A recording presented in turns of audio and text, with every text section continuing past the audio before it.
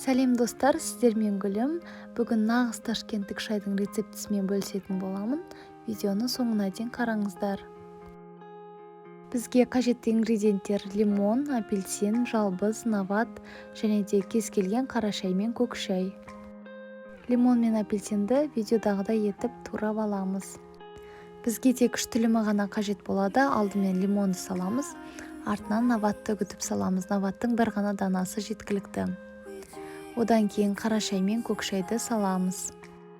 Жалбыздың 2-3 талы жеткілікті. Видеодағыдай қолмен мұжамыз дәмі шығу үшін, артынан апельсинді саламыз. Соңында қайнап тұрған суды құямыз. Осымен біздің ташкенттік өте дәмді әрі тез дайындалатын шайымыз дайын болды. Міндетті түрде жасап көріңіздер. Каналға тіркелуді ұмытпаңыздар.